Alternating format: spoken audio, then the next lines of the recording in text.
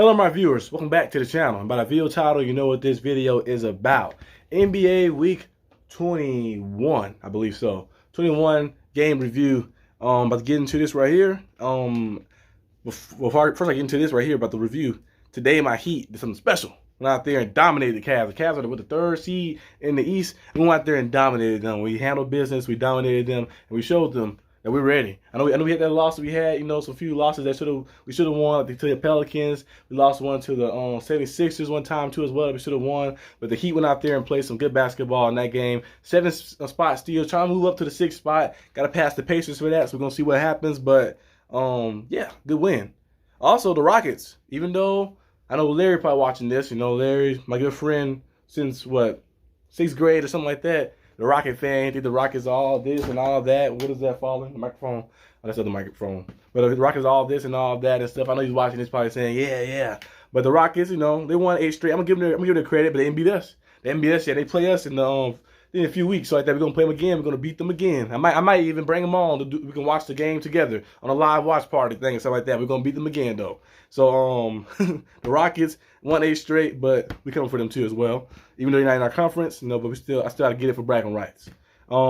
Chris Dunn and Jabari Smith, they was going at it. They was squaring up and stuff like that, going at it, trying to swing. Thought this was Rocky, a sequel to Rocky, another Rocky movie or something. The way they try to go at it on the court, I'm like, oh dang, they going at it. I don't know what happened. I know like the Rockets been getting into some altercations the past few weeks, in the past few games, because I seen Jalen Green get ran over by somebody. It was somebody got ran over by.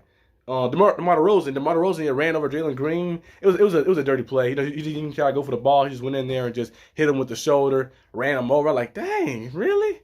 Yeah, but yeah, they've been going crazy, having all these different type of battles and battling each other. Chris Dunn and Jabari Smith suspended. I don't know how long. I think maybe probably just one game most likely, but we're gonna see. But also seeing the news circulating around about the NBA standings as well.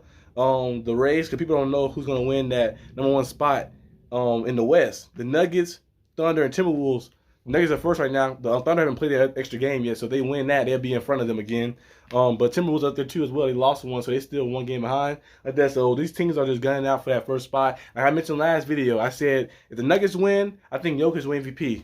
If the Thunder win and get the first seed, win the conference, get the first seed as well. I think SGA is the MVP. I feel like whoever get that first spot will be MVP. And you could argue about Anthony Edwards being up there too as well for the MVP candidate as well too. And in the East, they have the Celtics, Bucks, and Cavs, all top 3 spots. Now Celtics are legit, Bucks are legit, Cavs are kind of legit, but it's some teams I feel like the Heat can beat the Cavs in the series, the Knicks can beat the Cavs in the series that they did last year, and the Magic I think they could beat the Cavs in the series as well. So these 3 teams right here are sleeper teams that people are sleeping on: Heat, Magic, and Knicks. I feel like if you're going against one of those teams in the playoffs, you better be ready. You better put your mouth guards in, get your knee pads up, like Coach Spo say, put your elbow pads, and get everything ready like that, because you're gonna be in for a thrill ride. Because these teams right here play very tough, and all these teams are defensive-minded teams. Of course, they have guys who can go out there and get it done on offense, but they're defensive-minded teams. They go out there and they lock down, they clamp up, and they're getting your grill. They take the best player away from you. Coach Spo will do a lot of different mix-ups and zone coverages,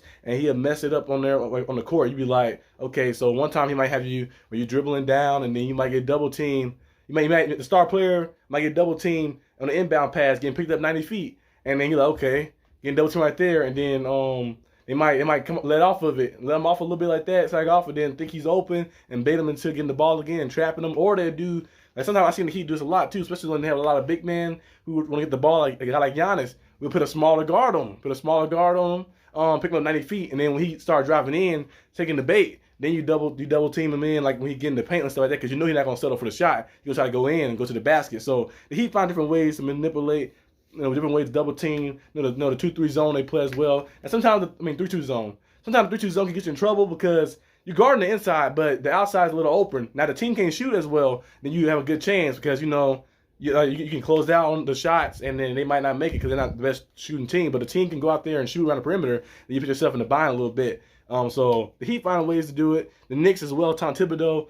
does a great job in taking the best player out. He'll see your best player and he'll take him out the game. He'll put throw double teams at him. Now some of the great players still can get their points, but they won't have a monster game like that. They'll be limited to a certain amount because he'll take their best player out, and you'll see him do it. You see the Magic do it as well. The Magic have been a very sneaky defensive team. If you watch them play, they play so scrappy. They play so smart as well too, and they do different things in transition, especially. In transition, like they're getting down on the court and also in the half court set, and they just find a way to get it done. They having these young talent, these young guys who can. They have a lot of like long arm defenders too, like guys who can guard around the perimeter. So it makes it difficult for some teams. Now the NBA is more a perimeter style game, so you see a lot of teams struggle when they play against the Magic a little bit defensively because the Magic are a good team defensively, a very good team. So I feel like those teams are sleepers. If you get one of those teams in the first round, I don't think it's gonna be a breeze. It's not gonna be a breeze to go against the Heat, Magic, or Knicks in the first round.